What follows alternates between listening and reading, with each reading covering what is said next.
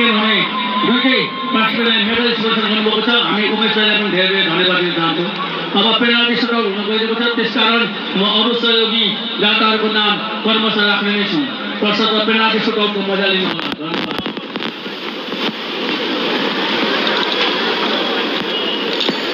दोस्रो Birgunj gold cup 2081 को उपाधि भिडन्तको छिनोफानो अब पेनाल्टी सुटआउटबाट हुँदैछ। डिफेन्डिङ च्याम्पियन हो Nepal police club Machhindra football club सिजनको चौथो उपाधिको नजिक छ। उज्जवल राई गत वर्षको best midfielder of the tournament रहेका थिए। उज्जवल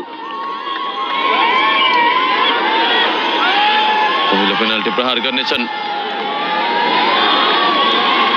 नेपाल पुलिस क्लबका लागि। उज्जवल रेडी छन्। उज्जवल आज पनि मिस गर्न पुगेका छन्। सेमी फाइनलमा समेत उज्जवलको प्रहार बाहिरिएको थियो। सेमी फाइनलमा जुन किसिमले उनले पेनाल्टी लिएका थिए, आज फाइनलमा पनि सोही स्तरको उनीबाट यो भन्दा बेटर अपेक्षा गरिन्छ।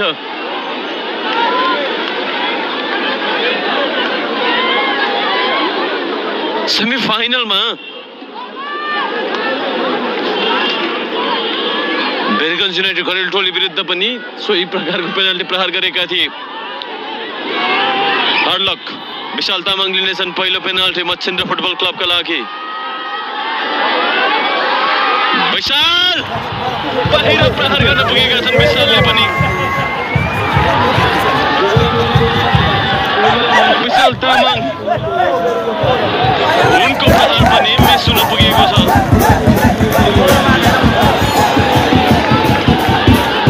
फाइनल खेलमा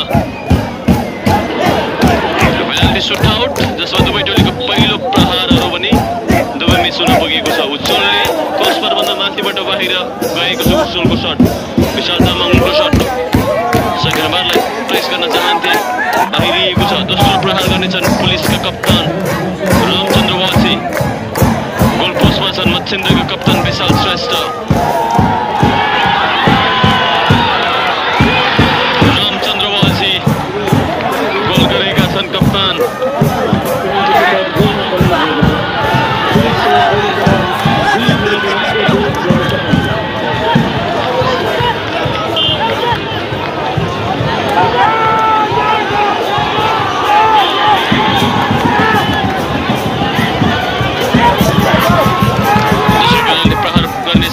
मच्छिन्द्रका लागि दिवाकर चौधरी।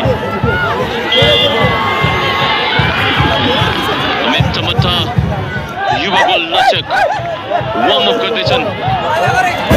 दिवाकर बाहिर प्रहार गर्न पुगेको छ।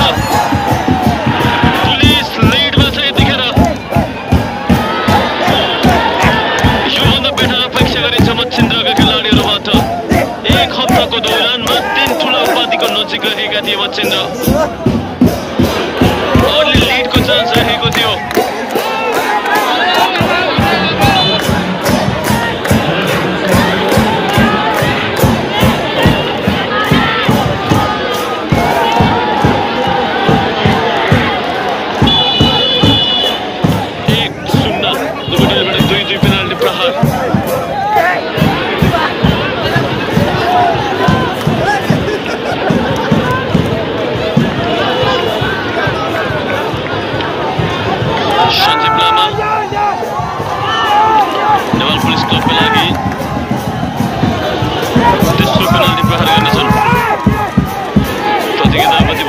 को खेल पनि निकै उत्कृष्ट उम्दा रहेको छ।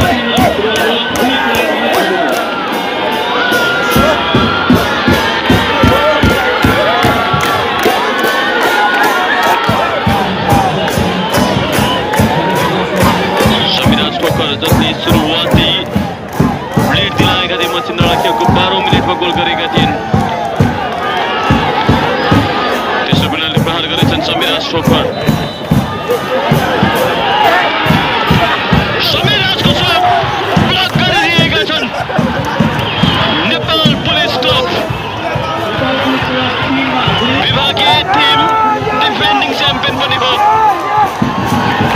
मच्छिन्द्रबाट 3वटा प्रहार भएको छ, 3वटा मिस भएको छ। ड्रामा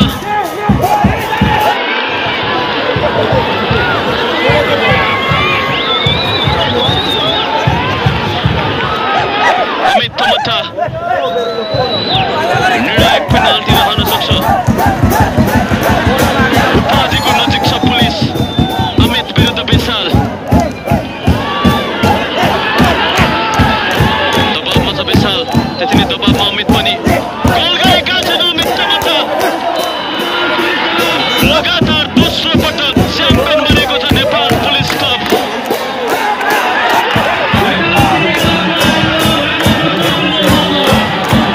विभागीय टोली नेपाल पुलिस क्लब। खुसियाली मनाउँदै प्रशिक्षक चेतन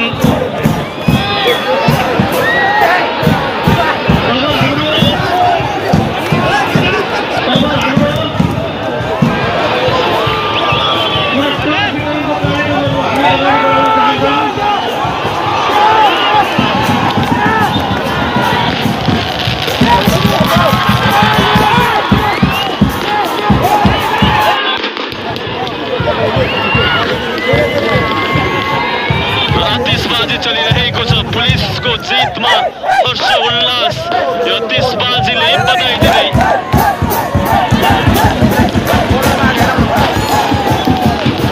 defending champion Nepal police club title defend गर्न सफल बनेको छ।